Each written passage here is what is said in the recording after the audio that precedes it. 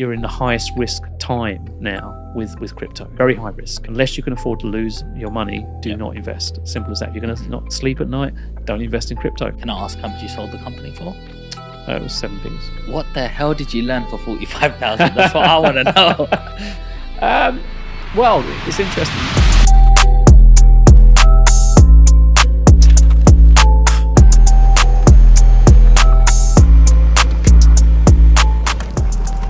Death is not the greatest loss in life. It's actually what dies within us while we are alive. Let that sink in. A lot of us think that we're not dealt some of the best cards, but today's guest will show you exactly what's possible. He's been in business for quite a long time, over 30 years, and he's been in the property world for 18 years. So let's welcome Mark. How's it going? Hi, Sean. Good, mate. Thanks. Yeah. How was your trip down?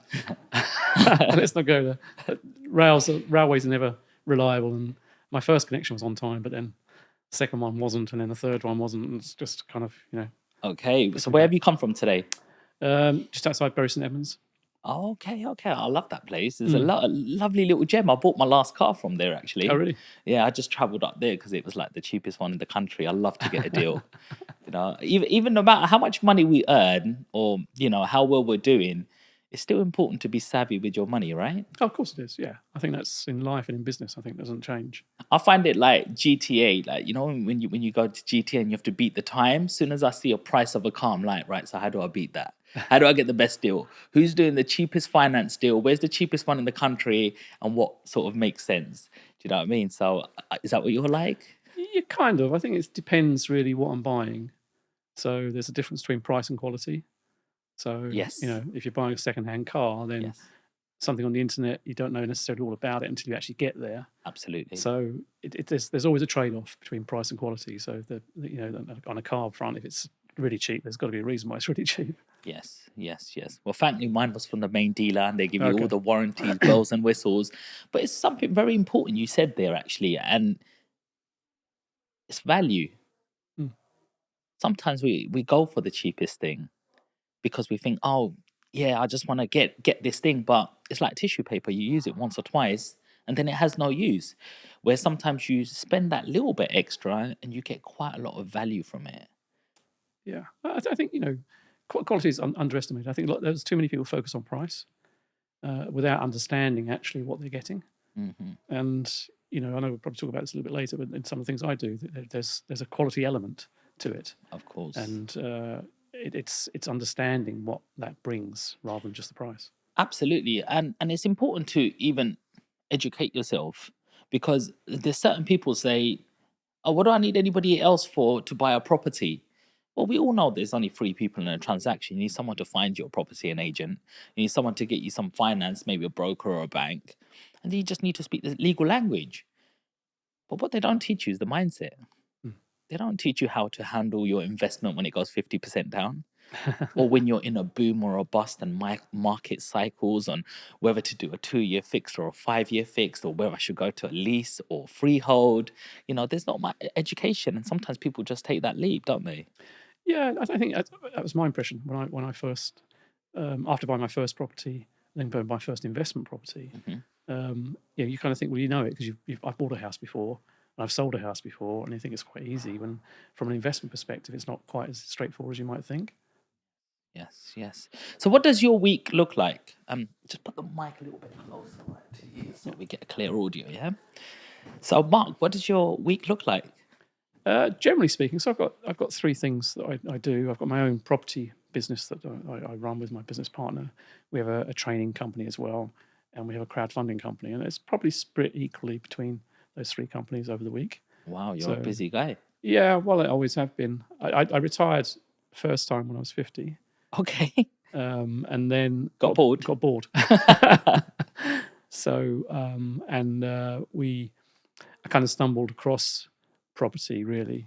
I'd already had some property at that time, but I hadn't really thought about it as a business. It was just more of a. Accidental landlord or I wasn't. It was a deliberate purchase, but we didn't know what we were doing. right. So it was just I'd seen an email come through from somewhere up north, never heard of it, thought it sounded cheap deal. Compared to where I lived in the south, it was quite a cheap property, and then I just bought it, and really didn't do much about it. So it was kind of just my first entree into property, but I didn't really think of it anything more than an investment. I hadn't really thought about actually running property as a business and actually developing it as such as I had done previously. How much has property changed? You've been in the market a very long time now, from your first purchase to a couple of buy-to-lets, etc., to today, and people are ranting and raving of look how high interest rates are. And I suppose you've seen them at 15, 16% in the 90s. And even you might even remember hearing about it in the 70s as well, where it went up to 17, 18% also, Correct. you Yeah. know. And I feel that we actually been quite spoiled with an environment of low interest rates. Um, what has changed throughout all of the eras? Like, if you're looking back and across it, or is it still not reachable? Like people saying it's impossible to buy now.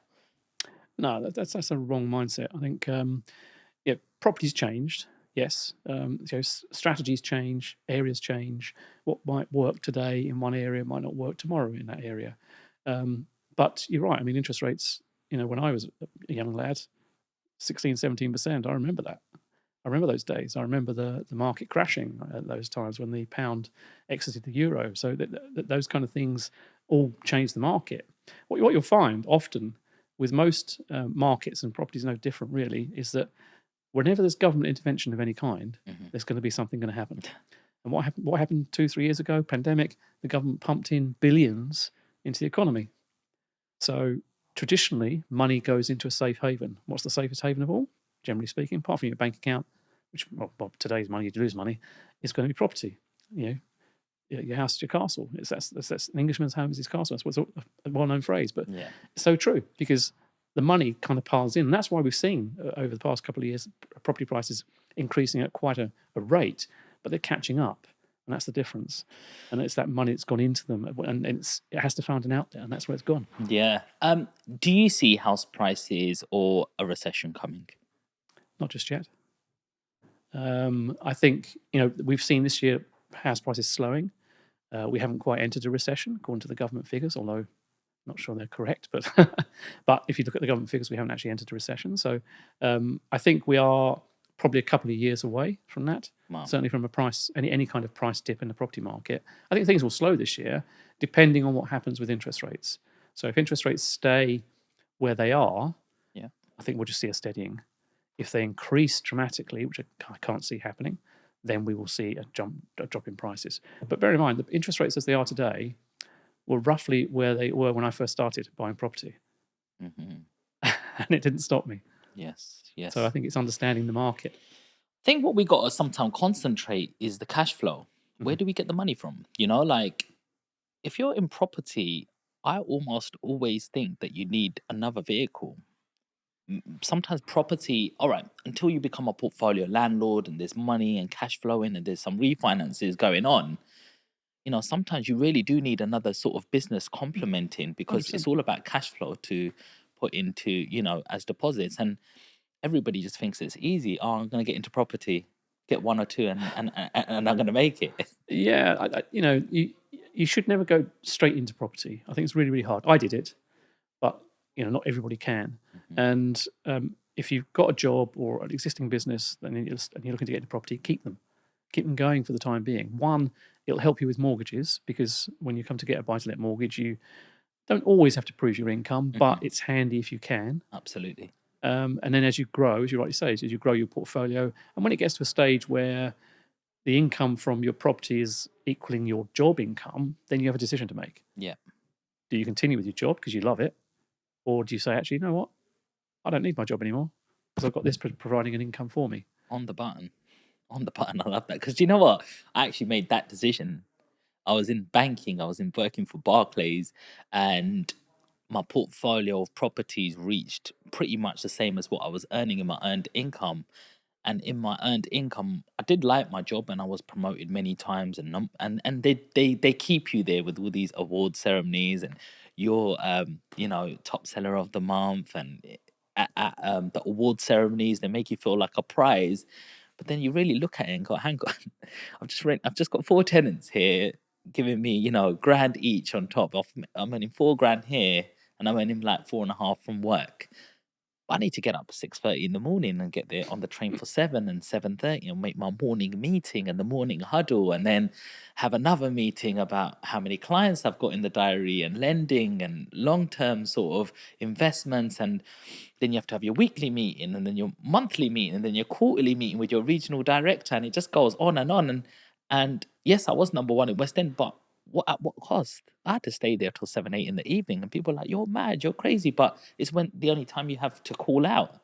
Everybody finishes work 5:30. Then you go, well, I'll check all the drop boxes, which were people who didn't have time to queue up, which meant people never normally spoke to these people. So you open up these envelopes and go, well, let me give him a call because he's got a high balance on his current account. I can do a couple of sales, give me a little bit extra commission. But you are actually trading your time, for money. And there are cleverer ways, and it might not be for everyone, but yeah, you were on the button with that one. I was like, I've got my ticket out now.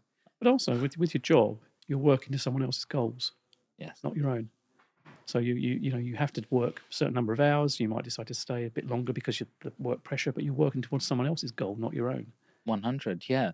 I like that point. But one thing I do like about a job is sometimes it helps give you a leg up. 100%, absolutely. And it's important that you got to know, if you want to be self-employed at one stage, then you're not there just to do a task in hand. Like, for example, people say, can you make it from a McDonald's worker to MD? Well, yeah, you can. But you can't just be looking at that bloody burger in front of you and going, there's the mayo and there's a bit of lettuce and I've made my burger and I'm happy now. You got to look around with what your manager's doing. Is he packaging it up? Is he putting a time card in there? Is he looking at his drive-through times? What's the service times? How many cashiers I've got? You've got to be saying, all right, I can do that and I'll try that next. You've got to keep moving and going, well, if I'm going to be employed for a limited amount of time, I'm going to gain as many skills as possible, and I'll rather make all my mistakes now. Yeah, I think the thing is with your job, you've got skills within that job or business, whatever it might be, but they're transferable skills, and that's what a lot of people don't realise. They think, well, if they want to go into property, they think it's a little bit overwhelming to begin with, but what they've got to realise is whatever the skills they've learned from whatever job they were doing is transferable into any kind of a business. It doesn't really matter what it is. Mark, you've got a wealth of knowledge, and I want to go back in time. I want to even go back to when you're 10 years old, or maybe even before that, and find out a little bit about where it all started for you, where your mindset started, what's been motivating you, what's inspiring you. So where did it all begin? Oh wow, where do you want to go? So, well, my mother left when I was 2. And I was brought up mostly by my grandparents. My father worked in London at a biscuit factory, actually, one called Peak Freens. I don't know if they're still around, the biscuits, but and there was myself and my sister. So she was 2 years older than me. Right. So you guys lived with your grandparents. Yeah. Yeah. Did you notice that your mum wasn't around, or was your grandma just your mum? Yeah, my grandma was my mum for a little bit. We did see our mum every so often. Right. Once a week she'd come and to take us somewhere. To be honest with you, I never really knew who she was. Right. I was too young because I always called her by her name. Right. I never called her mum Wow. because I'd never known her as a mum. And I think things kind of trundled along. We lost contact probably when I was about 8, arguments with my dad and my grandparents. So I didn't really see my mum at all from then on, really, from when I was about 8. Probably about 6, actually. Was that your mum's fault? I don't think so, no. She was not allowed to come and see you. She wasn't allowed to come and see us. Well, okay. And then we moved from where we were to a council house. My dad had met someone, a stepmother, and we moved up to this is in Gravesend in Kent, by the way. And we moved up to a council estate. So there was the 2 of us with a baby along the way, and that kind of worked okay for a bit, but there was always an issue there because we weren't her children, and so my sister was, I think when I was 10, my sister was taken into care as an unruly child. I think it was kind of more more to do with probably didn't fit in, and I didn't feel like I fitted in either. I Was she got treat you different? yeah, and you know, I always try to look at things from other people's perspective, and I kind of understand. You know, there's not that kind of tie because I wasn't her child, her son. And then I've got three stepbrothers as well, so they all came along, but I always was a little bit different. I always felt different. I was treated differently. You know, there's so many things I recall, and I don't know whether other kids are the same, but I remember when I was about 13, 14, by which time I already had 4 jobs, by the way. Wow. Because I wanted to earn money because I didn't get pocket money. My brother's got pocket money, but I never got pocket money. So Didn't your dad feel funny about that, or was it he put a blind eye to it, or blind eye. So I went and got myself a job. My first job was a paper round. I was 13. at 13? Okay. But yeah, I kind of felt like I wasn't really meant to be there. And What motivated you to get that paper round job? Like, you could have easily just went, I'm not doing it. I'm not doing anything. because I wanted to earn money. The kids, most of the kids, I was on the council estate, but the school I went to wasn't, and most of the kids there lived in nice now houses. They all had money. They all had money for the tuck shop at school. Get your chocolate bar or bag of crisps or whatever it was, and I never did. So I got myself a paper round, and then I got 2 other part-time jobs I did in an evening. What other part-time job? Both were collecting money for organisations. So one was a charity, a cancer charity, which I collected money for, and the other one, I can't quite remember what that one is. But then when I was 15, I got myself a part-time job in Tesco's. Right. So I used to work Thursday evening, Friday evening, all day Saturday, whilst I was still at school doing my O-levels. And I kind of always had kind of a strong work ethic. I mean, from that early age, and it was about the money. It was just I needed money because I didn't have any money, and you need money to do things, and I never got any pocket money. And even little things like when the family went on holiday, so there's pictures around the house, and my next brother down, asked me one day, so why are you never in the holiday pictures? It's because I was never expected to go, so I was at home on my own. At what age? 13, 14. Wow. You look like quite an independent person at a very young age. Like, did you have any sort of mentorship or anyone No. watching over you or speaking to you or telling you? No, nobody. And it was quite hard, but I always vowed I would leave home as soon as I was able to leave home. Even at that young age? Yeah. Wow. Because I just didn't feel like I was supposed to be there. Do you think that affected you later on? Yeah, most definitely. I still struggle with it today, and there are many regrets I've had. I'm 63 now, and my just fast forwarding a little bit, but my sister died 2 years ago. Oh, I'm sorry. So from the age of wherever I was, about 8, 9, 10, when she was taken into care, lost touch with her. Oh, wow. And I kind of had a rough idea where she was because I'd moved around the country. But I had a rough idea where she was, but only reached out to her approximately 2 weeks before she died. Oh, wow. Of cancer. Oh. And I kind of regret that now. I could have made contact with her a lot earlier, but we left different lives. Yeah. We were totally different people. Even when I spoke to her, I could tell straight away we had totally different backgrounds, 100% different. And the same with my real mother. I have met her since. I struggle to talk to her, not because she left me or anything. It's just purely because we have absolutely nothing in common, and that's quite hard. It's something we all take for a little bit of granted, to be honest. I was never thinking about leaving home when I was young. Like, just like, I'm with my brothers and sisters, mum and dad, and there's a lot of people who have that unit and still think that that's just normal and is a given. But it's quite like upsetting to hear that, because I can just see that little boy right now. Do you know what I mean? You must just think, I want to give that little boy a little hug. Well, I was always quite envious of my friends because they seem to have really nice families. I never did, and I used to get beaten. as well. That stopped, I think, when I was about 16 because I hit a back, and that was a big mistake because then my dad then beat me. But that then stopped the beatings though. Why did she beat you? I wouldn't say I was a perfect child. Right, I was unruly. I was in fights a lot, and you see me. I can see in the cameras. I'm a small guy, but I don't take crap from anybody, and I never did. And even the big kids at school, my biggest problem has always been my mouth. Right. Just if someone said something to me, I'd never say, "Oh, ignore it."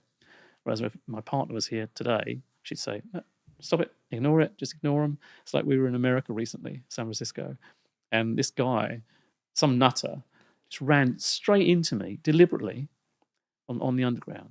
And I just stood to him. I said, I'm not having that. She said, they carry knives and guns here. I said, I don't give a... Right, I'm not having that. So sometimes Did you deck him? No, I just stood there. I thought, I'm not going to turn my back on him, just, for whatever my reason. I just stood there, looked him in the face, kept quiet. You're retired now, yeah? Okay, so then what happened, Mark? Like, when was the first job and what allowed you to move out? Yeah, so I entered the job market in 1979, which was the Winter of Discontent. So you're too young to remember this. Yeah. So it was the Winter of Discontent. It was the Labour Party were in government, but Maggie Thatcher was just coming into power. And that was my very first vote. Right. The very first time I voted was Maggie Thatcher. Okay. And still to this day, I think the best prime minister the country had. She changed the country forever. But I couldn't get a job. So there weren't very little jobs. You had to, in those days, you had to sign on at the job centre. You actually literally physically go in and sign on each week, say you were available for work. And the first job I took after about 2 weeks was a job in a garage. Okay. Working 4 days a week, 10-hour days. Doing what? Just letting people fill up their cars, taking the money. Okay. And that's it. So literally doing, the petrol station garage, And then one day, one of my friends from school came in, and I hadn't seen him for a while. And I said, "Hi, what are you up to?" So I'm working for Barclays Bank. Right. I said, "Oh, okay. How'd you get that?" He said, "I just saw an advert in the paper and applied." And I thought, "Okay, well, if you can do that, I can do that." So I then went hunting for a bank job. At the garage one, I had for about 4 months. And I went to an interview with NatWest Bank.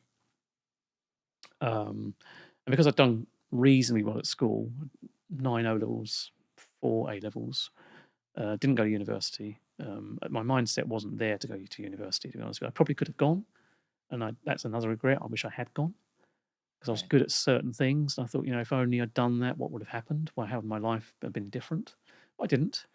But I got the job in NatWest. I was invited to join their investment department, their trustee and investment department. So I wasn't in standard banking. And I quite liked that because I was actually, and that gave me my first intro to business people, because a lot of the people I was dealing with had quite a lot of money, but the common factor was they were, apart from one of Maggie Thatcher's ministers, who was one of our clients, they were all business people. They'd all made their money through business. And I stayed with the bank until I was 26. I was manager at 26. And I travelled from my first job in the West End, which was just down the road from the American Embassy in Grosvenor Square. I moved up to Liverpool, from Liverpool to Ashford in Middlesex, from Ashford in Middlesex to Farnham in Surrey. It moved all the way to Liverpool? Yeah.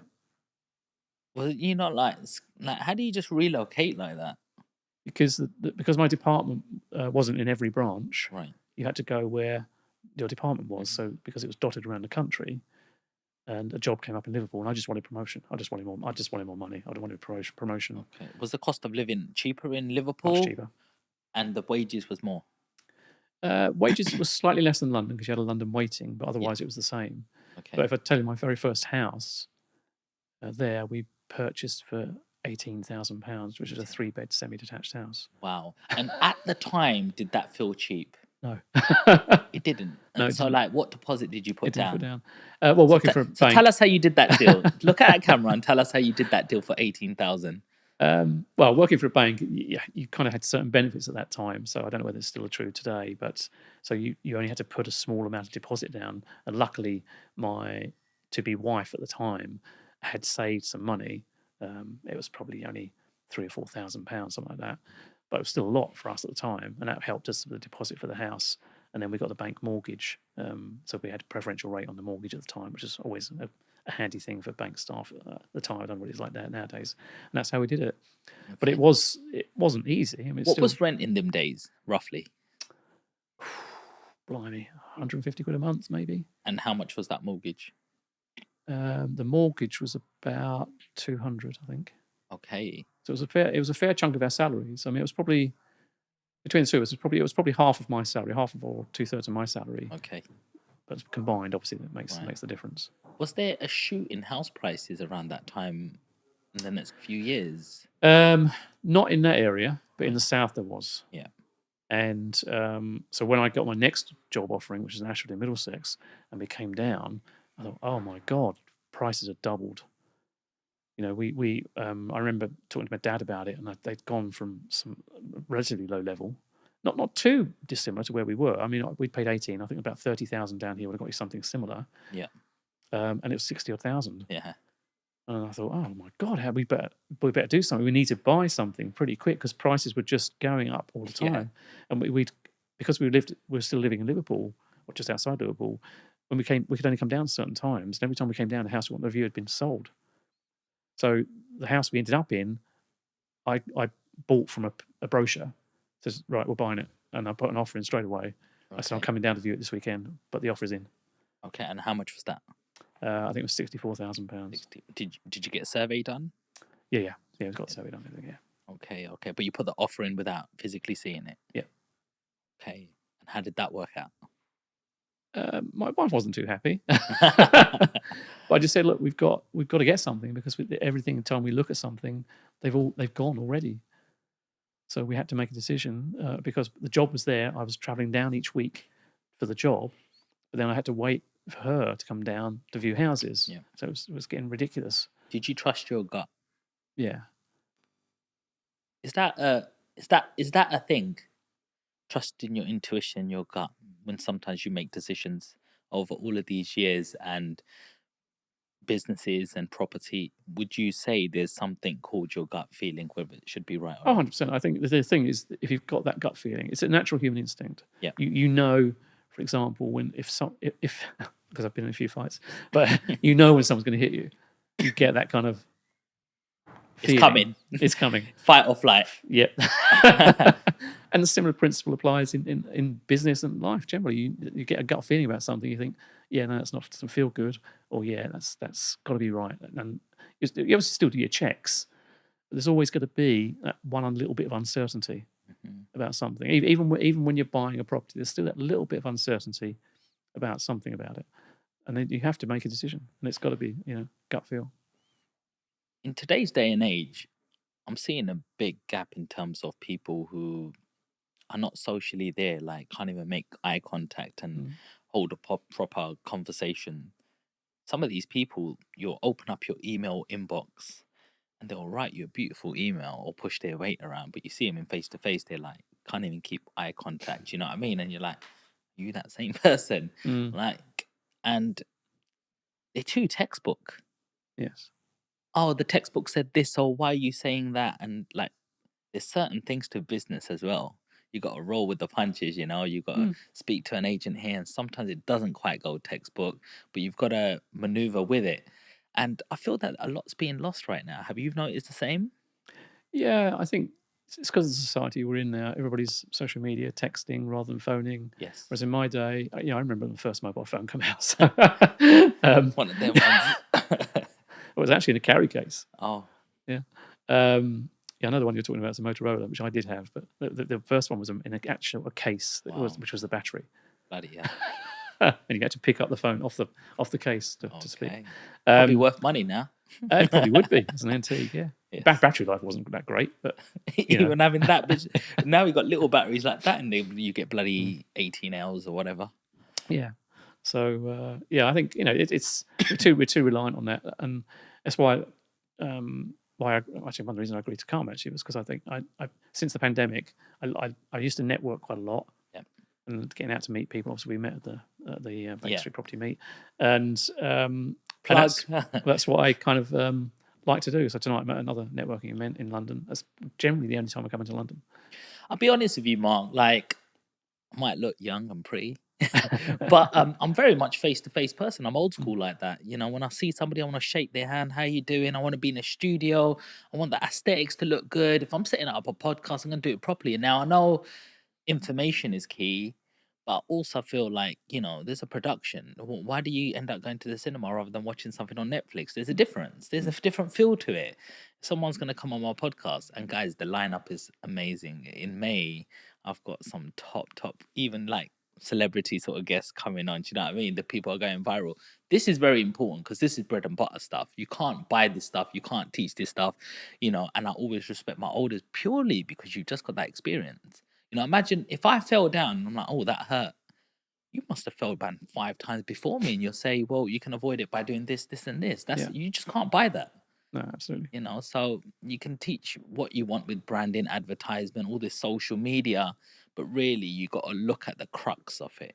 Who am I speaking to really? Who's in charge of this, and who's going to lead me to the way? Because certain people can just disappear overnight. I'm going to shut this account down and deactivate it.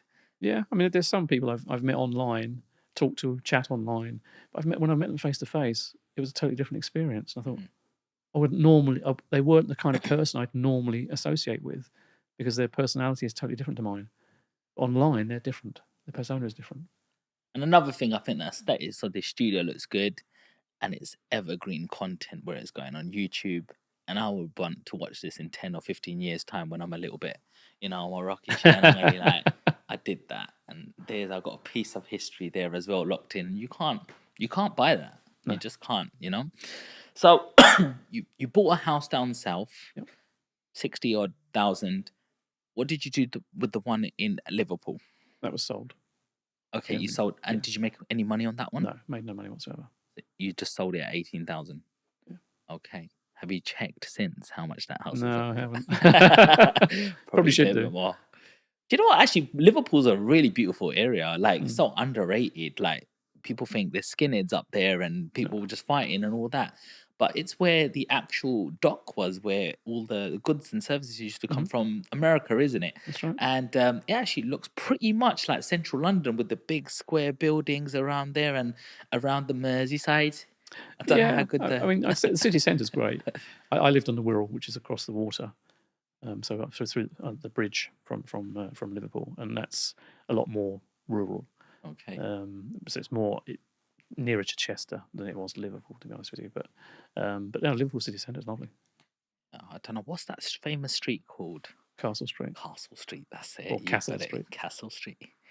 Yeah, they got pretty good Indian takeaways there, mate. I tell you, it's boss. That's what it say.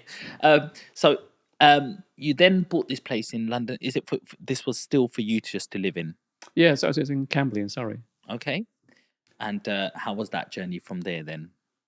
So that was my job moving to Ashford in Middlesex, and I was just there like 2 years before I got my next promotion, which was down to Farnham in Surrey. And by that time, I'd split up from my wife at that point, and I was living in rented accommodation. Did that house have to be sold, or did she take the house? So the house was sold, yeah, because oh no, hang on, sorry, got the wrong timeline there. Hang on, let me go back a second. Yeah, no, beg your pardon. So I was still in Camberley. That's right. So we'd moved from one side of Camberley to the other side of Camberley. That's right. Now, beg your pardon. And I was in Farnham, and then which was going really, really well. And I was a manager at that point, so that's when I was made a manager. But I still wanted to earn more, and I saw my mates in London banking. Some of them were doing forex for some of the banks. Of course, they were getting bonuses, which I really didn't get much of a bonus in the department I was in. So I started hunting around for jobs, and I went to various interviews, sales jobs primarily.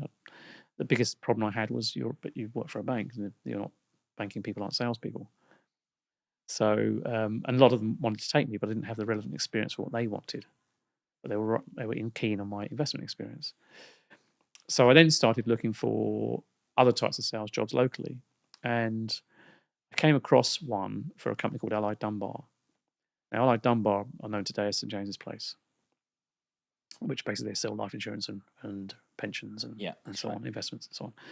And I went for an interview with them. Now, I didn't know at the time it was a self-employed. It was commission only. All right. Okay. So I went for an interview with the manager. They did what they call, I think it was called a cleaver test, which is very similar to many of the personality styles type tests that you get done today, and it showed quite a strong hunger within me, director type of phase, and they kind of convinced me that I had the qualities to make it work as a self-employed, commission only salesman. So I was keen because I'd met some of the guys there, and all different backgrounds. And how old was you at this time, Mark? I think I was 28. Okay. So you thought you'd take that leap to try go self-employed. Yeah. But it's not like fully self-employed. It's like you're working for somebody still, but you'll work on a commission basis. You work on a commission basis, but you generate your own leads. So it's kind of, You drive your performance. yeah, you drive your performance. They're not driving. They're there to motivate you, but they're not really there to do. They don't Maybe need, one or two deals would get you a good amount.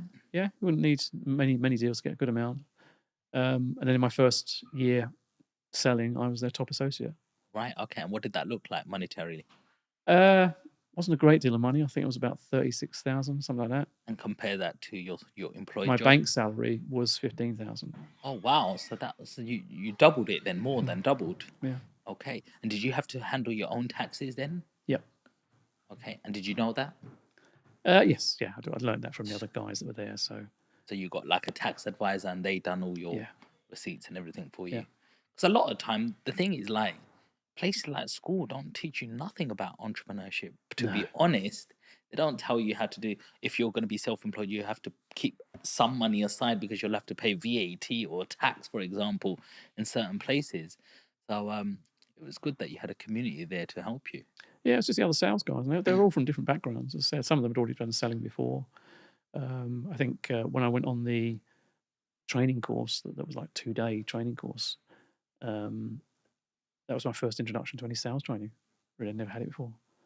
And the main quality that came across was apparently I was a good listener. Okay. My wife, my ex-wife, and my partner might disagree with that, but but apparently I was a good listener. Hey, nice. And so, how long did you go through that journey for? And what did you enjoy? And why did you end up coming out? And what things changed? Yeah, well, I was.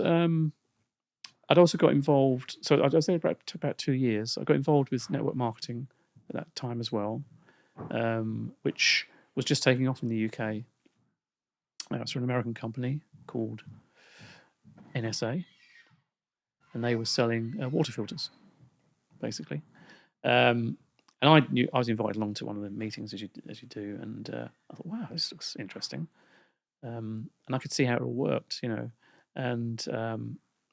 I kind of started doing that as well.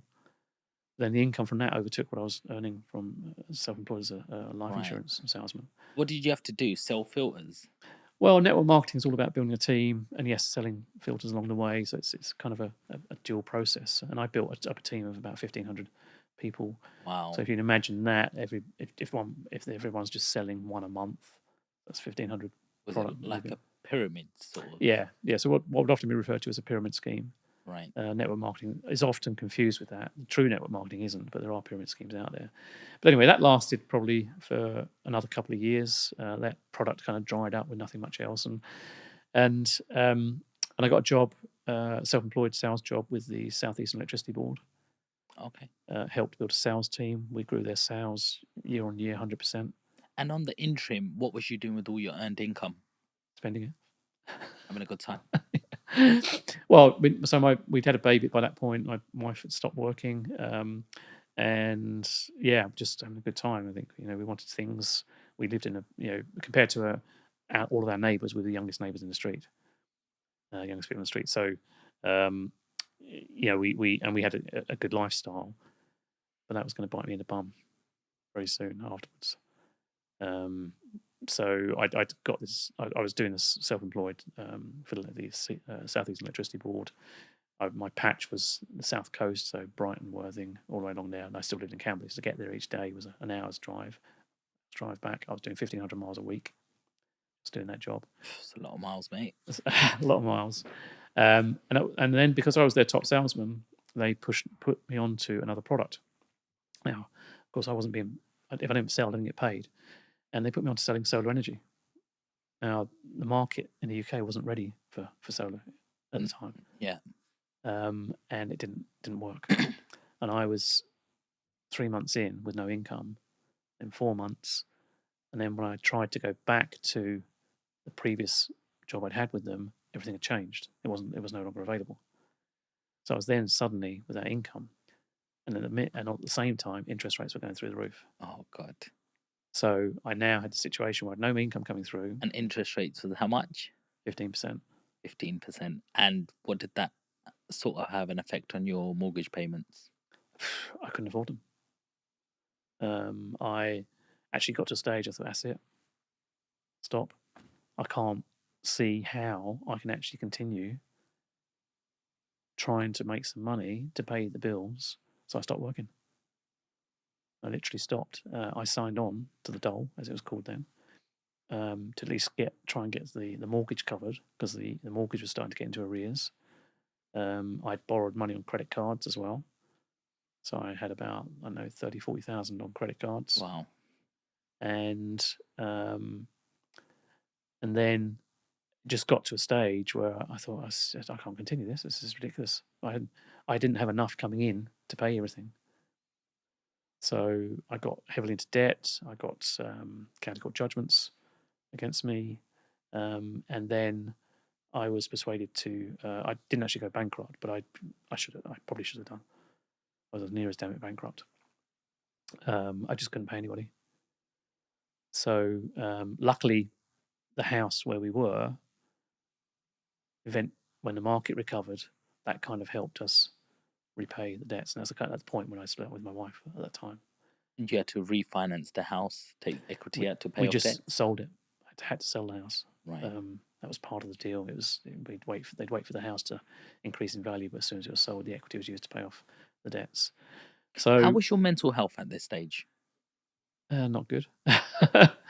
I think I'd started another business, or a business at this point, because previously I was self-employed. I was kind of representing another brand. But before selling the house, I'd built up a relationship with my plumber, Andre, and he'd come around and service the board. We were chatting one day, and he was getting fed up with what he was doing, and I was fed up already. And I said to him, well, this is what I've done in the past. And he was telling me about the requirement for landlord gas safety certificates, and literally only just come into legislation. So he said he was thinking of setting up a company to do service contracts, that kind of stuff. And I said, well, okay, I'm in. So we started a company called the Gas Network, still trading today. We sold that company, by the way, but it was just the two of us initially, and we dominated our area. We absolutely dominated. Our proposition was extremely simple, because there was only one main competitor, which was British Gas. We were 20% less. We were 20% cheaper than British Gas. So we were selling on, we were local, and the fact that we were cheaper than British Gas. So our area around Camberley and Surrey, we had every single letting agency signed up. We also picked up clients like Help the Aged, Southern Water, KFC. So we did all the KFC restaurants around the UK. Right. And this was within a 2 or 3 year period. But I made it very clear to Andre at the time. I said, look, if we need to get any bank borrowing, I can't get any. And I couldn't, when I split up with my wife, I couldn't even rent a house, by the way. I actually stayed with a friend. Right. Because nobody would let me rent a house. Wow. And it was only one day I went into an agency. It was called the Servicemen's Letting Agency, because where we were in Camberley was just outside Aldershot, which Aldershot was the home of the British Army, so there was lots of houses owned by Army personnel. And I went in there and I said, look, if you're going to do a credit check, I can tell you straight now I'll fail. But what I can give you is a deposit for the next 6 months' rent. said, let me speak to the landlord. And came back to me literally the following day and said, yeah, okay, but we want you to pay the 6 months, but you continue to pay the monthly rent as well. So I said, okay, I'll do that. I wasn't sure how I was going to do that at the time. So, what was the crux of running a brand new business? Because before this, you haven't really run a business before, right? Not really, no. So, how did you know how to go about opening a business? So, you've got a friend, Andre. Was it a partnership you opened? We opened up a limited company, so we set up a limited company. Right. Okay. Because of what I'd been doing with the South Eastern Electricity Boards, a lot of the products we were looking to sell were when they were that kind of energy related. So the idea was we'd tag those on, but eventually we didn't. We just focused on the service contract side of things, which is recurring revenue. And but yeah, I mean, we just stumbled foot by foot, hand one to the other. But Did you think anything about marketing or branding? What colors you were going to use? What was your logo going to be? How you No. was talking without you there? No. How important is that today? It's very important today. I'd say certainly having a brand is very important. But then, luckily, we stumbled across somebody that knew it. Yep. And this was just a guy that he'd contacted us actually from something called the I think it's called the Fair Trades Organisation, Right. and wanted us to become a member. And the thing is, Andre was always so busy that we never managed to meet. So we arranged to meet one evening at a pub. Spoke to him. He was an ex-general manager of Thomson Directories, which most people wouldn't be familiar with, but it was a telephone directory, business directory, very similar to the old Yellow Pages. That's when we had books and nothing, when it wasn't online. And he was running a marketing agency, and we invited him to join us to get to see the big picture of us, of how we were growing and how that could actually work. And that's why we picked up the KFC account, why we picked up the Southern Water account, they helped the agent accounts, because they were quite large ones. And he bought with him and someone else, a lady called Jackie. Okay. So it was them four of us. Right. And we set up, I think it was 4 businesses together. What's the hardest bit of starting up, for example, that first business? What was the hardest bit? I think the hardest bit really is getting the first sale. Yeah. I was never too worried about the other side of things. I knew they'd get sorted. Andre sorted out the bank account, so I didn't go on the bank account for quite a long time. And then I was always certain that I could get the sales, but that's my belief, always is. If I go in somewhere, if I'm selling something, I'm going to go in somewhere, I'm going to sell. That you've got to have that belief in sales. Otherwise, your mindset's just wrong. And that's the same in business, really. You've always got to have the kind of same mindset that it's going to work. Do you have to go in with a hard sell, or can you have do you ask them probing questions that really disturb someone in the head to try and match a need and a want, and say, for example, like when I was in the bank, it was always like, so tell me a little bit about your family. Okay, you live with Jane. Okay, and little Emily. Great. And so you're the only one working right now, so you earn £5,000. So you'd always have to position it as, well, if you had a machine at home that was earning printing £5,000 every month, would you protect that? And they were like, well, yeah, of course I would. And I was like, so have you got any protection? Because if you stop working, who's going to look after Emily, etc.? And then they'll be like, do you know what? I like the way you position that. Let me see your financial advisor and get you booked in. Like, what was your sort of tactic when you were selling? Yeah, I think it depends on the commodity you're selling. So some commodities are quite simple because they're everyday occurrence people just realise they need. Others don't always need. So like the example you've just given there of life insurance, people don't necessarily appreciate why they need it. And you've given a great example there of that income replacement kind of element. So yeah, it's a difference between different things. In the training that I do that kind of thing because I try and say to people, well, what's your plans? You say you want to do this and this and that, but how are you going to get there? There are many different ways you can get there, and I'm showing you one. But let's talk about the other ways first. How's that going to work? How's that going to work? Right, this is the way this one works. So how successful was your first company in that gas company? Like, what was you starting to turn over and taking wages?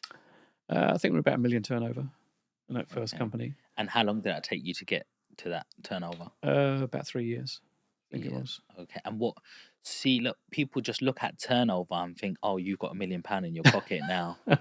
So turnover is everything that comes in. It's all the sales after expenses. What was sort of like net? Net profit was round about 20%. Okay, so like 200,000. Yeah. And what would you take home, like between yous? We were only taking about 35,000 each, which was probably too much actually for the four of us. There shouldn't have been four of us in the business, which is why we actually set up 3 other businesses to bring in additional income. My granddad always taught me, and my father always taught me that business takes time. Mm. And it's like the first year you'll have to fund the business. Yep. The second year the business will fund itself, and it's only until the third year it will start giving you something. Mm. They've always come up with that sort of analogy. What's your thoughts? Yeah, I'd say it's about right. As long as you've got consistent effort in between. I think if you don't have that consistent effort, then it's not going to happen. So you kept this company going forward, or you sold it? So in we the sold future, we sold or- that gas one, but we'd started 2 or 3 others in the meantime. So the gas one was sold. The other ones were 2 of them were kind of temporary companies just taking advantage of a market situation. How do you sell a company, and how do you have that valued? Because you've got to believe what it's worth, but is it just on, like, future business, and you say, look, this is how many sales we're doing, and this is what you're pretty much going to be doing? Well, eventually when we sold the last company, but the first one we sold, no, it was nothing like that at all. So we'd started a telecommunications company. And I'll tell you the story about that in a second. And we needed money for that company, and we worked out how much we needed, and that was the sale price of the other company. It was simple as that. There was no looking at. We didn't get any kind of consultants in. Probably should have done. We were looking to sell it to our gas engineers that we had at the time, because they could take the business forward. It'd be their own personal business, because I wasn't a gas engineer. By this time, Andre had already left when we sold the company. So yeah, there was no real thought went into that at all. It was just we needed what it was, 50,000 pounds, I think, for the telecommunications company. That's what the price was. No negotiation. Mhm. So there's another influencer. I don't know. Do you know Ricky Marley? Yeah. He told me he set up a carpet company, really successful. It looked like he really enjoyed it. But I think when he started creating all the property portfolio around him, he felt maybe not the drive to keep going in. But it gave him some structure. But I think he just wanted half the responsibility. And I think he sold it to somebody else for about 200,000 from what he said on one of the podcasts. And I think it was one of his sort of regrets as well. Like, there's not the, where do people go for some sort of advice consultation about how to value your company, or when is the right time to leave, or how to leave the deal? I think you should talk to your accountant first. I think we didn't. We didn't know what we were doing, really. To be honest with you, we probably should have sold it for a lot more. But our mindset was we wanted to get the money in because we needed to get the other company pushing. Isn't that high risk? Because Mm. you're taking out established business, you're selling it to start something new, and startups are the most riskiest. Yeah, but it was taking advantage of a market opportunity, and that's the thing. So how did you hedge that risk? So what we had going on was so like the 0345 type numbers. Yep. Yeah, they're available today. Well, we had the forerunner to those, and we were selling them. What does that mean? Sorry. So they were basically telephone numbers that you use, but we get a revenue from. Right. Okay. So when someone dialed it, we would get paid. Okay. Okay. And so what was your cost? Cost to us was zero. Cost to us, we essentially received a commission from the underlying carrier. So like for example, British Telecom is a carrier, but there are several carriers in the UK. So we had a certain number range, and we'd had our sales guys, when we were selling other products, sold a telephone number to a particular company, which turned out to be Whitbread. Now, Whitbread, most people probably don't know, is Premier Inn's. Right. And our telephone number was their central reservation number. Right. Okay. So every time that number was dialed, we were receiving 2p. Now, 2p is not a lot, but when you've got thousands of people dialing that number every single month. They say a lot of littles make a lot. But our first commission check, because when we first sold the telephone numbers, nothing happened. We thought, this is a waste of time, this telecoms business. But our first commission check that came through was £6,000. and that was for 1 week of using the number. Wow. So you're basically like a broker, really. Yeah, I mean, the way the telecoms industry works, which was our last company that we sold prior to property, the way telecommunications companies work, you are essentially a reseller for those other companies. So, whilst in that particular instance, we didn't, we essentially received a commission from the underlying carrier, and sometimes we'd pay some of that out to the user of the number as well. In a lot of instances, we just kept the commission. So what was your activities on a day-to-day basis for this? It was just contacting more customers, selling numbers, because the more people we had using the numbers, the more revenue we had coming through. But of course, we had to pay ourselves during that period of time. Hence why we came up with the £50,000 to give us a bit of cushion whilst we were generating the sales. Because having seen it taken 3 months to get £6,000, kind of the lead-in time to getting other numbers up and running was going to take a similar amount of time. Okay. And how long did you keep that company for? We kept that company, I think it was about 6 or 7 years, I think. Okay. And why did you end up selling it? So we sold it in 2009, and the reason we sold it, we kind of got to a phase. We'd lost a few customers where people that were companies that were resellers of ours. So we were selling them product to resell on. Had kind of gone behind our back and approached these clients and taken them off us. And that was a bit of a kick in the teeth because it meant we'd trusted people too much. And it took, I think it was £10,000-20,000 a month off of our bottom line, which is a lot of money. A lot of money. What did you learn from that? Don't be so trusting with people, for one. Can you have certain contracts to protect you, like NDAs or anything of that nature? Even NDAs, to be honest with you, are not really worth the paper they're written on if someone wants to go against it, unfortunately. So I've even seen it on certain agents that say, this is our tenant and we're giving you a guaranteed rent. Mm-hmm. If you directly rent to them within the next 3 months, we're going to claim 15% of your rental amount and we can take it to court. So they kind of block you from... That kind of contract probably would stand up. But at the time, we didn't have that kind of anything like that in place, really. Because the reseller industry was quite formative at the time. There weren't that many of us around. And so we that kind of kicked us in the teeth a little bit. We got that revenue back through more sales eventually, but our kind of heart had gone. We thought, this is just going to keep happening. And to be honest with you, that company was probably the nearest I've ever had to passive income. Mm-mm. I could just go away. We had 6 staff, 6, 7 staff, 8 staff at one point, and the company would just run. And because we had that recurring revenue come through, and of course, if you lose a customer, you've got to replace them, and that's the constant thing. You're constantly replacing customers all the time, and so we kind of got fed up with it. And I think one day Jackie was scouring the internet. So Jackie, that I mentioned earlier, with the gas network company, she stayed with me. Her partner Mark died, cancer, a few years previously, and Andre had left, so it's just left the two of us. And she'd got a company into value. Our telecoms company. So when these other people were leaving, did you give them a payout or they just dropped off? So Andre, we paid off. Mark died, so that was his family that got his shares and bought them out. And how do you value somebody's share and what they need? Just through the accountant, really, initially. But when we eventually sold the company, we got a business broker in to value it. Spoke to our accountant about it as well, and we were quite surprised by the valuation that was given. How important is it to enjoy life along the way? Because you mentioned that you had some passive income and you were going on holidays and you were doing other things. When you look back, was it about the work, the business, or the fun you had, or?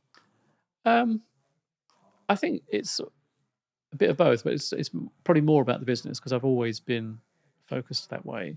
I was fortunate enough to have more than one car myself. We had a nice house. We had holidays, kids at private school, and it's a kind of a lifestyle you kind of get into, I think, sometimes, which kind of changed when we sold the company. because that was a bit of an eye opener as well. How do you value a company again through the accountant?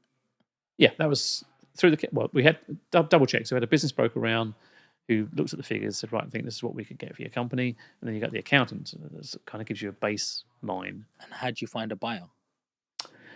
This broker actually, Broker. yeah. So it's a business broker that we used. Can I ask how much you sold the company for? It was 7 figures. Okay, nice. And then, so how old are you at this stage now? 50. And so, then what? Well, that's when I retired. I thought, okay, that's it, done it, been there, done it now. And we didn't really do anything. We still had the offices because think about commercial premises. If you've got a lease, you've got a lease. So although we sold the assets of the company, not the company, which is quite a common thing to do. That most companies, they don't want to buy a company because you're buying the liabilities. Mm-hmm. They'll try and strip the assets out. So that's what they did with us. They stripped out the assets and bought the assets. So we had the offices. So we still would come into the office a couple of times a week, just have a natter and think, what are we going to do, And then at one point I said to her, look, I've had a letter through the post. It sounds interesting. And it was from Rich Dad Education. And I said, there's a property seminar going on in London. Do you fancy it? Because we'd always wanted to kind of do property. We had one property, one buy-to-let at that point, which we bought in 2005. And we'd never really done anything else. And I said, well, let's just go along. Let's go along, see. And we sat down. And okay, it was a bit of a sales pitch. But you know what? Did they go run to the back if you want this deal right now? Was it one of them ones? It was one of them ones. It was a two-hour seminar. But after about 30 minutes, we just looked at each other and said, let's do this then. And we got up straight away. He said, are you off? I said, where do we sign? That's all I said. And we just went straight to the back of the room before everybody else and signed up. Can I ask how much did that cost you? The initial training, I think it's about 1,500 quid, something like that. Now, I should say at that point, the most of the sales proceeds from the company hadn't come through because it was dependent on certain things. So so from that point on, when we started to get educated in property, we didn't have that much money in the bank. So we went along to their 3-day sales pitch event, which it was. But we kind of looked behind it. I think the difference between us and a lot of the other people that were in the training room was we had a business background, and most of the people there didn't. And not decrying that by any stretch of the imagination, but we were just looking at things differently, and we kind of expected the salesy thing, but we weren't drawn in by it. We just knew that if we wanted to do this and we're going to do it properly, then we need to learn from people that are doing it. Yeah. And if we can learn from people doing it now, then we're going to accelerate our journey. So after those 3 days, we signed up to what was called their Wealth Builder package. So a number of different packages. And I said, no, we did the top one. We're going to do this. We're doing everything. Doing it properly. £45,000 later. Wow. And 9 credit cards. As I said, we hadn't had the money through from the company yet. 9 credit cards. We were in. What the hell did you learn for 45,000? That's what I want to know. Well, it's interesting, the perception, you see. So a lot of people ask me that. I said, what I learned was to make money in property because I got that back on my very first deal. So for an investment, that's the way I look at it, was it a good investment? 100% it was. But what more difficult is it than, just putting a deal together? You've got some money, you're putting a deposit down, you're renting it, or you're creating some uplift in value. It needs a lick of paint or a little renovation. Yeah, but I think what you've got to realise is we were essentially full-time straight away. And we've always treated every business as we have done previously. It's got to stand its own 2 legs. So because we sold the company, we didn't necessarily have that much money coming through at that point. So we had to generate income. So we'd worked out how many properties we needed to generate that level of income, which is why we paid for the training. We thought, right, this will accelerate rather than doing it the way we were going to do it, which was a bit Heath Robinson. It was going to accelerate our journey. So in the first year, we bought 14 properties just doing that. We actually sold quite a lot more because we did deal sourcing as part of what we were doing. Made probably about 100 grand out of deal sourcing. 14 properties, and we were flying. we were invited to join the Rich Dad Education mentoring team, which we did for a short period, only for a very short period, because didn't like the way they operated. I mean, going back to your question of what did we get, we got 9 training courses and 3 days of mentorship. By the time that the 3 days of mentorship came along, they weren't worth us doing. We knew more by that point. But it was useful from just seeing someone else's eyes, and far more experience than us, looking at things, and we took him around, showing him things, and thought, yeah, okay, that's what we thought. So we'd kind of learned by that point, but still didn't know everything by any stretch. And I think you learn a lot by doing. Yes. But if you don't know what to do in the first place, you need to learn what to do. Do you think it's different now that we've got a lot more information available? There's a lot of information available, and I was asked the question on Property Tribes actually very recently, which is an online forum. So why would someone pay you that kind of money? And I just said experience, because when you're paying for someone to mentor you, you're paying for that experience. And whilst there's no guarantee of results, there should be. I got a little story to tell you on that one, because here's another analogy. So there's this big factory, right? And they've got this conveyor belt of products, and all these it just carries on going 24/7, and every day it earns about £50,000, for everything that's shipped. And all of a sudden, the whole thing stops. So the owner panics, and he's like, "What the hell do I do? What the hell do I do?" I know I'm going to call one of the engineers. So called an engineer out, and basically he banged on 3 different things, and then he looked at this one screw, and he just done a little turn, and the whole thing started working. Boom. And the owner was like, "Oh, thank God for that. Like, everything keeps going. Like, his value is 50,000, what's coming through?" And then he goes, "Yeah, so how much do I owe you?" And he said, £10,000. And he goes, "What? Can you itemize that bill for me?" And he said, "Yeah." And he said, "Well, £1 for the screw and 9,999 to know which one to turn." Otherwise, if you didn't have that right person in the right place at that time, Yep. you could have lost 50,000 there. So you got to know your value sometimes as well. Yeah, you don't know what you don't know. Yes. So, so then you started getting into buy-to-let. Was it in a partnership still with your partners? Yeah, still partnership with Jackie. Yeah. Okay. And yeah, so we were doing that. We'd done the thing with Rich Dad Education, Tigrant, as they were also known as, and so I did a little bit of mentoring with them. Didn't really work out. Wasn't happy with the way the high sales pressure they were using. It wasn't the way I do things. Yeah.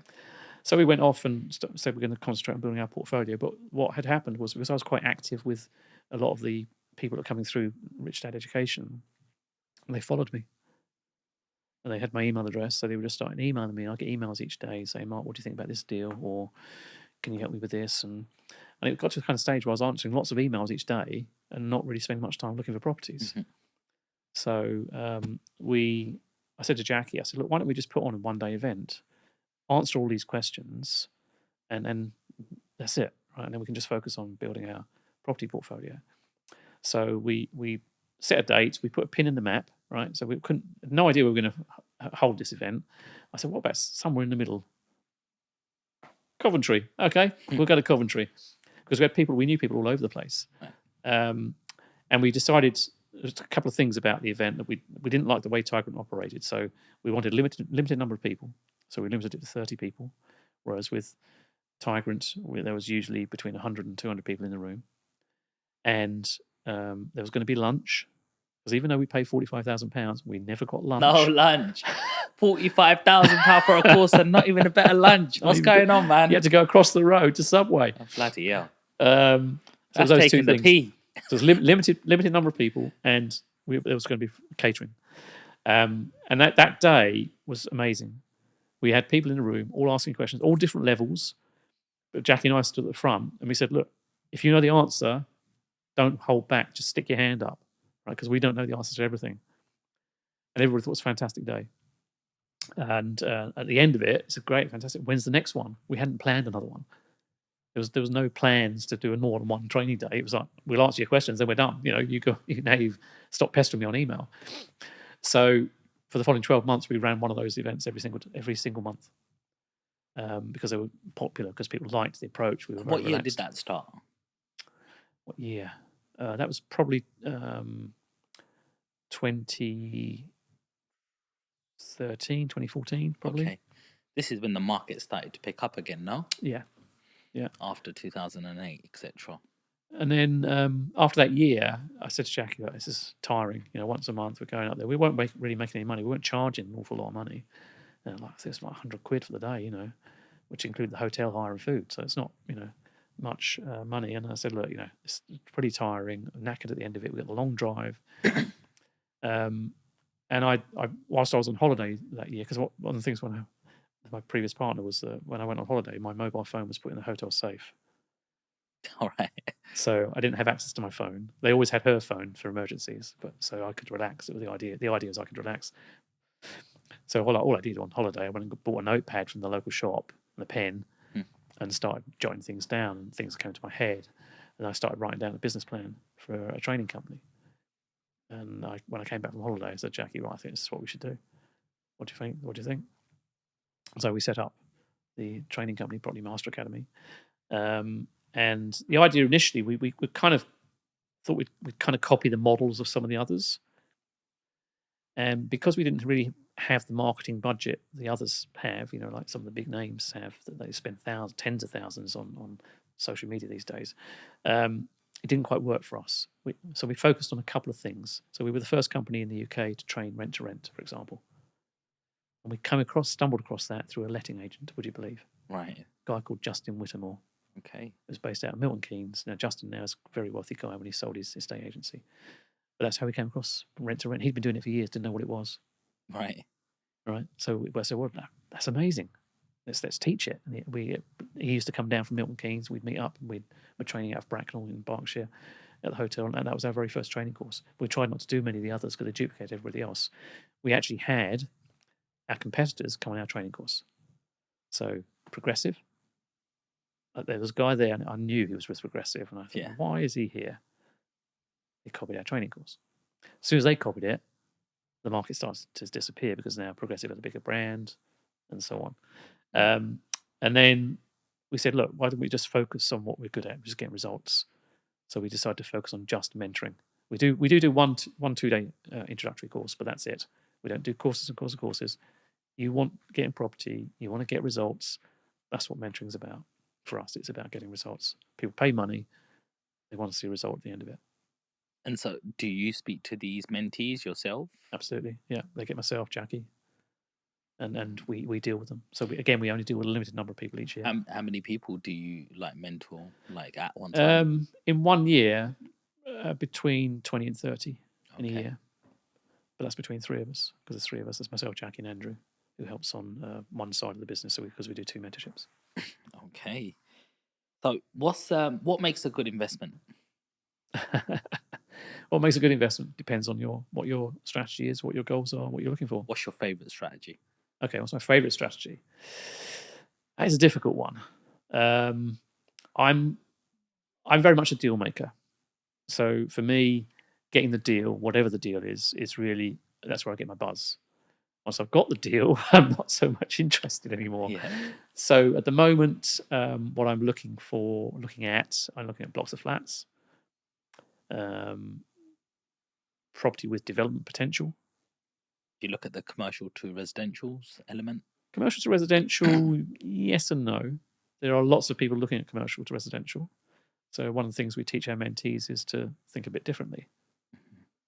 So we did, for example, land without planning for a period of time.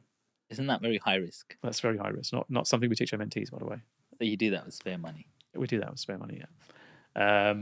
What do you think, if it's something's under green belt, so green belt is basically land you can't build on yet, and populations are growing. If you can see blocks of houses in front, and then the other side of the land is green belt, would you yourself consider well, I'll buy that little bit of land, you never know, in 10, 20 years? Is that how you would see it? Or well, we've got a 7-acre plot in Surrey. Okay. with just that. It's Greenbelt. Okay. And we've got How long have you held that onto that for? 10 years. You've had it for 10 years already. Yeah. How much does that set you back? Well, I'm one of like a number of people. So I think we paid for our share of it about 30,000 at the time. Okay. The GDV on the plot, if built, is about 80 million. So you bought your lottery ticket. Well, we've got a builder now potentially interested in taking it further. So we've got the stage where there's a small group of us, but most of them now, they don't want to put money into it. Now, to get it through planning is going to be 200,000, 300,000 pounds to get it through planning because of where it is. It is surrounded by housing on 3 sides, but it's metropolitan Greenbelt. What does that mean? It's within the M25, basically. It's still Greenbelt, but within the M25. Now, you'd think within the M25 there's a massive housing shortage, isn't there? The local council don't want to build. Mm-hmm. So that's why we've had to go to getting a more experienced, much bigger company. They've got the lawyers and barristers and everything else behind them to take it forward through planning. Oh.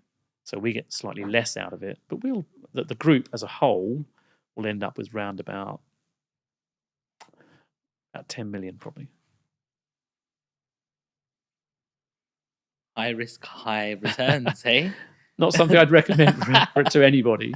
If you've got a spare amount of cash that you're happy to lose, because that's what you've got to bear in mind with planning, you're happy to, well, I won't say lose it because land always has value, but for it to just sit there and do nothing for a long period of time, it's got to be spare. It's got to be spare cash. Yeah. That's what a lot of people don't think about. They just think, hey, I'm going to go for that, and within the next couple of years this is going to happen. True. What you do know is you don't know. Exactly. Well, it's like crypto. If you're investing in crypto, you shouldn't really invest unless you can afford to lose it. Let's talk about crypto. Have you invested in crypto at all? Yeah. Okay. What's your thoughts on crypto, blockchain, the whole concept? Well, of course, our other company is a blockchain company. So we have a crowdfunding platform which is built on a blockchain. Okay. It's funny because Terry Stone was here yesterday. He was an actor, producer, Rise of the Foot Soldier. Mm-hmm. And he's trying to get his latest film on the blockchain, so he actually just gets paid instantly as soon as somebody buys that film. Mm-hmm. And there's less red tape, really, and it's all on the That's blockchain. right. Yep. And then he also keeps earning from it because he builds the first NFT. Right, So, yeah. It's quite interesting how business is maneuvering with technology. Well, it is. I think, I remember, so you probably don't remember Netscape, a company called Netscape. No. Run the very first browsers. Okay. They don't exist today. And that's where we are with crypto. So crypto is very formative in terms of the amount of money it churns over compared to something like foreign exchange, for example. It's minute. It's tiny. But with every new technology, there's always going to be lots of money lost, but also lots of money made. And you're in the highest risk time now with crypto. Very high risk. Unless you can afford to lose your money, do not invest. Simple as that. If you're going to not sleep at night, don't invest in crypto. But if you have got money, you say, right, okay, I've got £500, £1,000. I don't care what happens to that if I lose it. Yeah. Then by all means, because there is lots of potential. And it's more about the blockchain behind it. So you look at Ethereum, for example, the blockchain behind that, the smart contracts, is what makes it a viable kind of proposition. And there are a few others. There's one going through the SEC court case in America at the moment. XRP, Ripple, yeah. Ripple. That will change a lot of things on transactions, banking transactions. So there are fantastic amounts of technology there within the blockchain. But with us as a blockchain company, we have a cryptocurrency on the side. But it's because it's part of blockchain. Most people don't realize that. Blockchain has crypto as part of it. It's not the crypto, it's blockchain. Blockchain is there. It's a ledger. Crypto is something within it that's built in it. So we don't use our crypto at all. It's just there. We may do some point in the future. The company's growing quite fast, but it's there for a reason. It's there for transparency. That's what the whole purpose behind blockchain. It's not changeable. Once the transaction is stamped on the blockchain, you can't change it. So, but there are lots of things that can go in the blockchain. If we look at property, for example, the property system in the UK is pants. You buy a property, you've got to use a solicitor, it takes you X number of 2 weeks to get searches back. What a load of rubbish. It then takes you probably best part 3 months to buy a house. Yeah. The blockchain, everything's there. It's there. You just press a button. Instant. It's instant. You know what it is, right? I'm going to pay £100,000 for that house. Bang, done within 48 hours. There's no reason why on earth it cannot be done. Where do you think property fits in with crypto? Do you think there will be an NFT of that house and you can buy bits of a house and you'll get a bit of a return on it? Because they're already talking about like you could earn a bit of the Eiffel Tower or a bit of the Leaning Tower of Pisa, where they will create that and they've got millions of pixels and you can actually buy it. And so you can actually see it there in front of you and go, wow, I own a bit of that. And, you know, like I know my money's sort of secure as an investment. Do you think with the way house prices are going, they envisage that property prices in London are going to be around 900 to a million within the next 10 years? You know, it's going that way. Like, we might be a little bit off, but you know, I've seen property. Some of the ones that I bought is 180 in Stratford. They're now 600,000, 700,000, Mhm. most of them, and that's just through time in the market that a lot of Yeah. people don't even talk about. So for it to go in the next 10 years by 200,000-300,000 more, it doesn't surprise me at all. But it doesn't look like wages are increasing with that, in line with that. No, they're not, and that's due to a number of different factors. Though I think the NFT side of things, there are issues with that from a regulatory perspective. Of course, crypto isn't regulated yet. It will be at some point. It's got to be, but because the NFT fractional ownership essentially of a property is like a collective investment scheme, which is regulated by the FCA. So there's lots of different things that need to be considered. But yeah, I mean, I think potentially that could well be a way forward for in maybe in 5-10 years. I don't think it's going to happen too quick. Mark, what makes you different? What makes me different? Oh wow, nobody's ever asked me that. What makes me different? As an individual, I am always motivated, but I always feel that I've never done enough. And that's kind of what drives me. It's always that feeling I could have done that better, or why are they doing better than me? Why can't I do that? Do you think any of that stems from your childhood? Quite likely, yeah. Because you never felt good enough in your family Yep. unit, and you're always trying to prove yourself. Yep. And you thought one day they're going to give me that little bit of gratitude. Mhm. It keeps stemming forward. Yeah. I get that. I understand. Who's been your biggest influence? So, any mentors or people around you? A guy that will never know. His name was Mike Bird. He was my very first manager in the bank. And because when I joined the bank, I was a council kid. I was a bit mouthy. Yeah. And I just, money came in, spent it. That's typical kind of environment I was brought up in. And he kind of taught me quite a few things. I don't think he realizes it. And he made me a better person. And then literally within probably 6 months of him changing my whole mindset, I got promoted. Because I wasn't really going anywhere in the bank at the time, but I got promoted. And then, as I told you, you heard, I was a manager within a few years after that. So, yeah, I don't know where he is today. He was in Woking in Surrey. I don't even know if he's still alive. He was older than me. Yeah. So, but yeah, I would think he should still be alive if he'd lived a good life. And but yeah, they had a big influence on me. I love that. One of my first mentors outside my parents was a guy in the bank, and he was actually on my second podcast. And his name's Jim Smith. He's actually in his 70s right now. And it was weird because I was the new kid who was 21, 22. He was back then in his 60s already. And people were like, what's Sean and Jim doing together? They're the most unlikely people. But I always respected my elders, but I wasn't the most, well spoken. And even my first day, the way I was hopping into work, they were like, what's wrong with your leg? I'm like, what's wrong with it? And they were like, yeah, what's wrong with your leg? I was like, that's the way I walk, bruv. What are you talking about? Come on, listen, I'm East London, yeah? Like, they were like, no, you can't say, like, you can't talk like that. And I was like, I used to be like, you all right, babe? Yeah, how much cash you want to deposit in here? All right, darling, that's all done. In the office. Yeah, what's up? Because you call us Miss, Madam, you can't speak. But Jim would always simplify everything. He's like, take a seat. It's going to cost you a cup of Rosie Lee, mate, go and put the cuppa on. And so we'll sit down. I'm like, this is like my granddad, like little bit figure, and would sit down over a little biscuit. And he always used to have these special biscuits. And he goes, have as many as you want, because these are actually gluten-free, because I'm a celiac. And I was like, does that mean it's healthy now? So it always let me have that. But it always teach me so many things. I'll be like, Jim, oh my God, I've got a client coming in, he's got £3 million in his current account.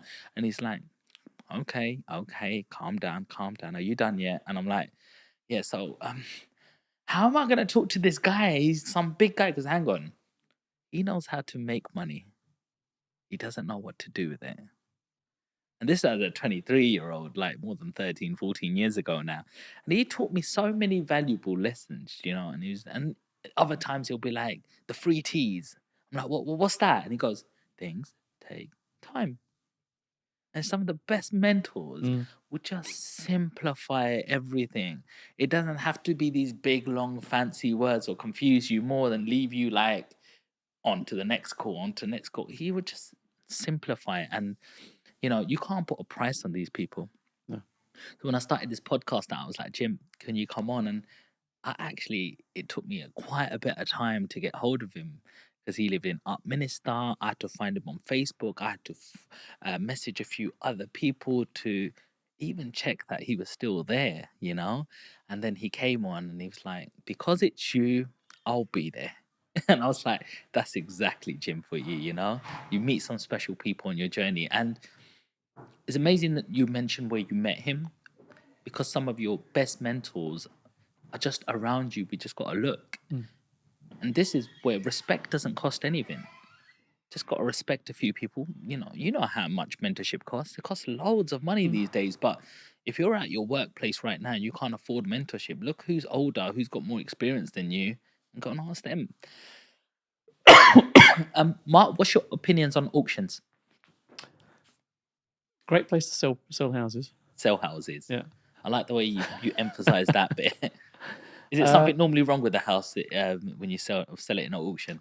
Not necessarily. It's just that people want a guaranteed sale. That's really what the auction's there for. But it's fair to say that a lot of the properties in an auction, there is going to be something wrong with them. I've never bought an auction at all. I've gone to a number of auctions, and the prices go way above what I would ever pay.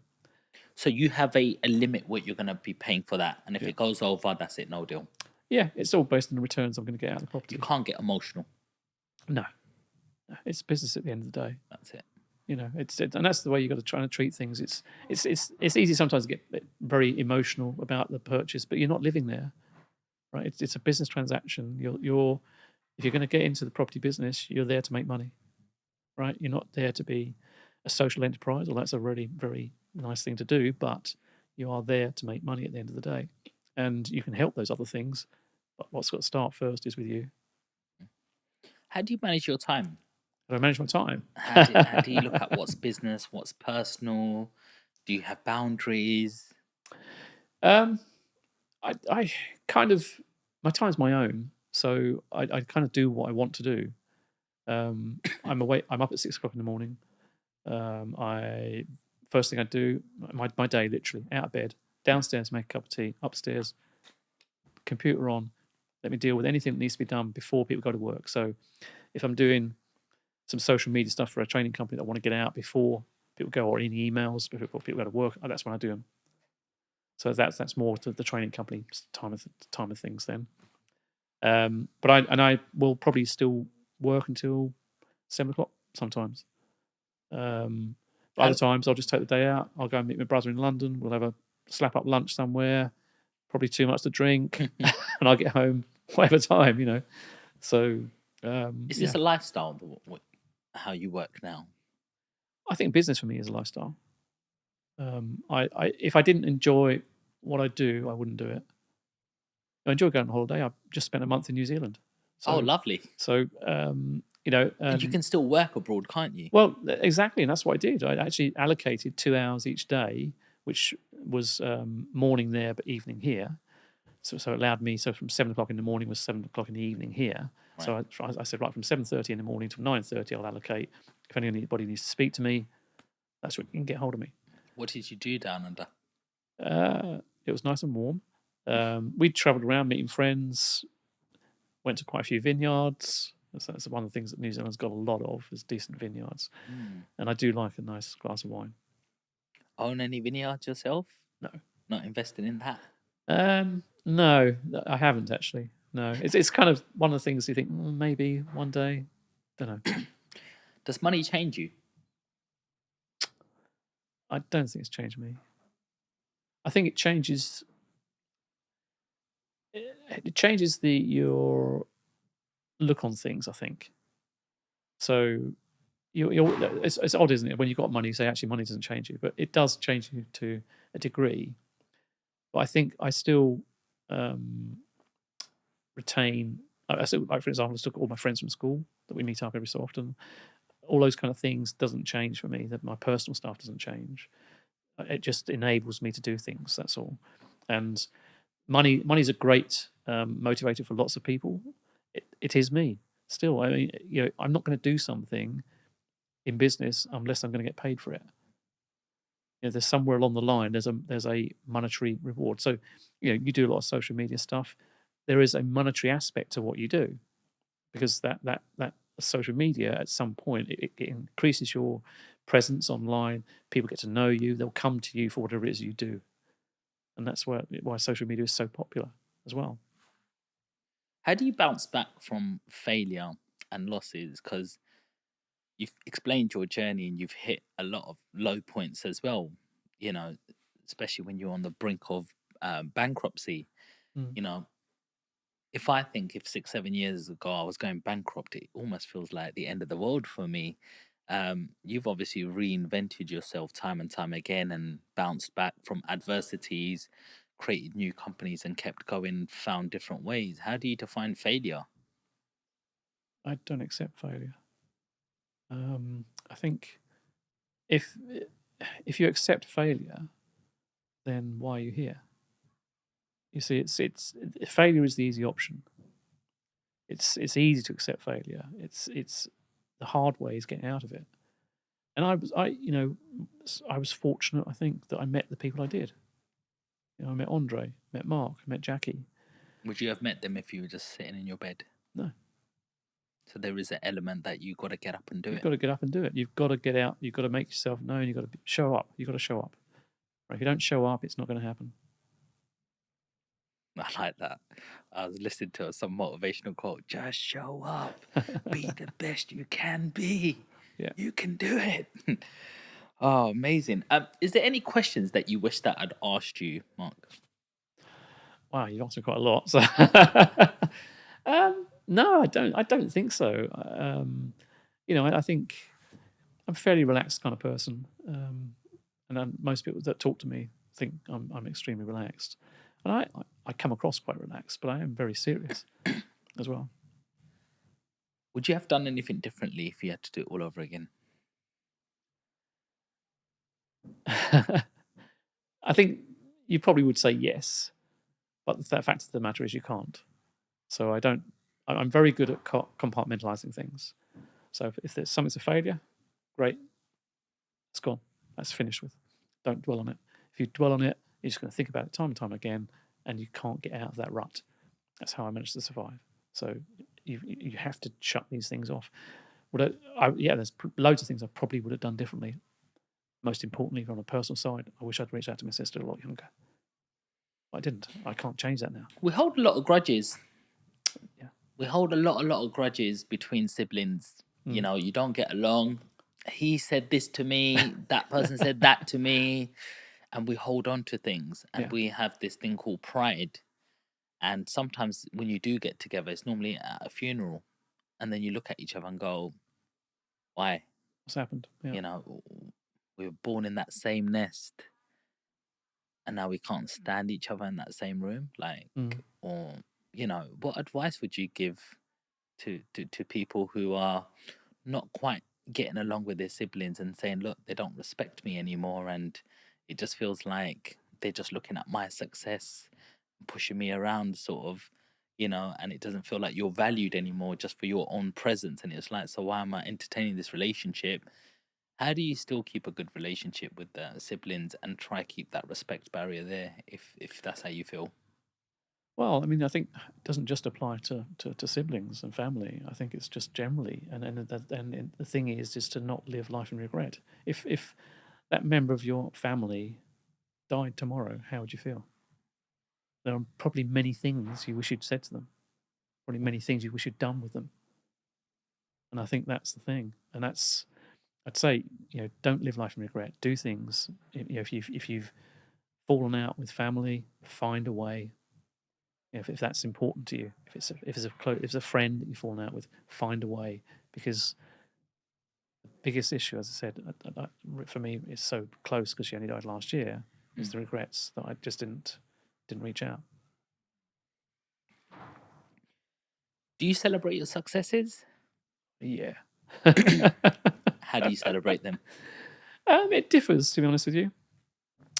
You know what? Sometimes it's just a punch in the air.